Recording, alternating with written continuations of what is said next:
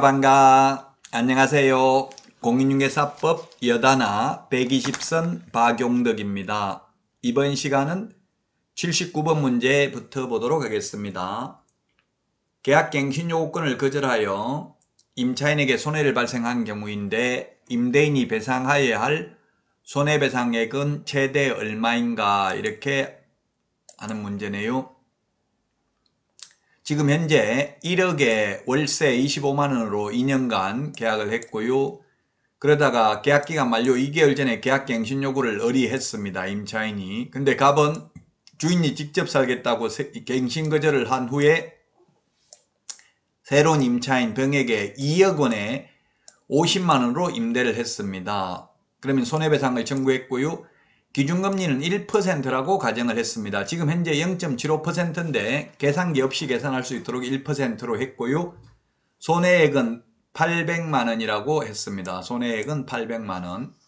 자, 그러면 손해배상 받을 수 있는 금액이 얼마인가 이게 문제가 되겠는데요.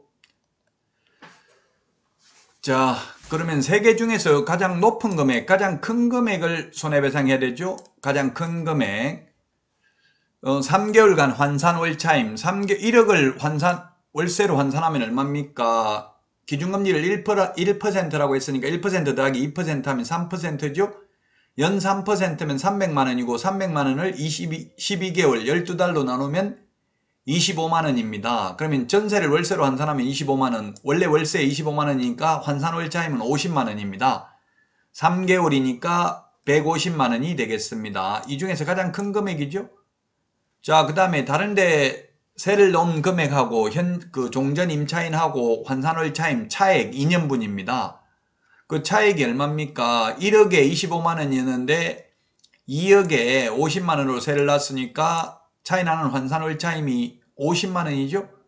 50만원 곱하기 24개월 하면은 1200만원입니다. 그리고 실제 손해 입은액이 800만원이라고 했죠. 이 세 개 중에서 가장 큰 금액이니까 정답은 5번이 되겠습니다.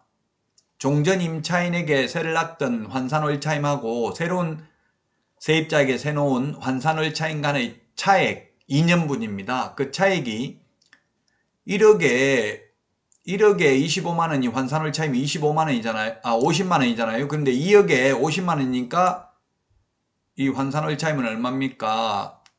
100만원입니다. 그 차이 나는 게 50만원이죠? 그 50만원 곱하기 24개월 하면 1200만원이 답이 되겠습니다. 손해배상액은 1200만원입니다. 자, 다음은 80번 문제 살펴보도록 하겠습니다. 틀린 것입니다.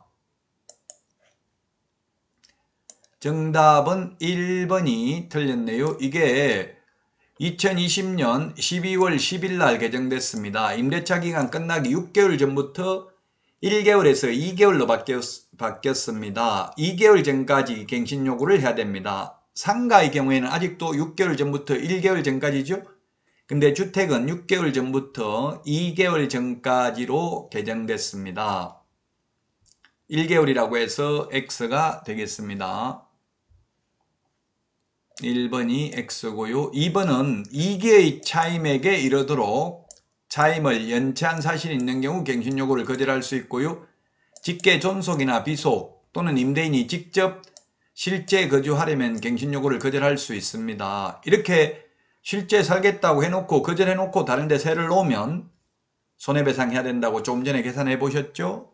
갱신 요구권은 1회에 하나에 행사할 수 있습니다. 한 번은 행사할 수 있습니다. 갱신되는 임대차 존속기간 2년입니다. 그러면 원칙적으로 이제 세입자가 4년 살 수 있는 거죠? 5번에 3의 사유로 갱신을 거절하였음에도 불구하고 즉 주인이 직접 살겠다고 거절해놓고 갱신 요구가 거절되지 아니하였더라면 갱신되었을 기간이 만료되기 전에 정당한 사유 없이 제3자에게 목적주택을 임대한 경우 임대인은 갱신 거절로 인하여 임차인이 입은 손해를 배상해야 된다. 그 손해배상액은 세 개 중에서 가장 큰 금액이라고 했습니다. 3개월간 환산월 차임, 종전 임차인의 3개월간 환산월 차임 또는 종전 임차인하고 새로운 임차인하고 차이나는 환산월 차임의 2년분, 24개월분, 실제 손해입은액 중에서 큰 금액을 손해배상해야 됩니다. 1번이 정답이 되겠고요. 다음은 81번입니다. 포상금에 대해서 틀린 것입니다. 1번 공무원이 직무와 관련하여 발견한 사실을 신고하거나 고발한 경우에는 포상금 지급하지 아니할 수 있습니다. 그렇죠. 공무원이 월급 받으면서 적발해가지고 포상금 받으면 안 되겠죠. 그 다음에 위반행위에 관여한 자가 자기가 위반해놓고 신고하고 포상금 받으면 안 되겠죠. 그래서 2번도 맞고요. 3번 익명, 가명, 익명은 이름 안 적고 신고한 경우요. 가명은 가짜 이름으로 신고한 경우 포상금 지급하지 아니할 수 있습니다. 자, 그 다음에 신고관청 또는 허가관청은 포상금 지급 결정된 날로부터 1개월 이내, 이게 틀렸네요. 공인중개사법은 1개월 이내가 맞고요. 부동산거래 신고 등에 관한 법률은 접수된 날로부터 2개월 이내 포상금을 지급합니다. 그래서 4번이 틀렸습니다. 81번은 접수된 날로부터 2개월입니다. 1개월이 아니고. 5번 신고관청 또는 허가관청은 자체 조사 등에 따라 포상금 지급 대상에 해당하는 위반 행위를 알게 된 때에는 지체 없이 그 내용을 부동산 정보체계에 기록하여야 합니다.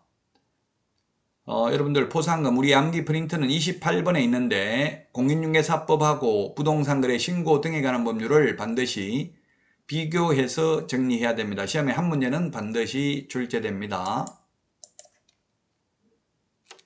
여러분 많은 도움 되셨나요? 도움 되셨다면 구독, 좋아요, 알림 설정 해주시면 감사하겠습니다. 수고하셨습니다. 다음 시간에 찾아뵙겠습니다. 안녕히 계십시오. 안녕.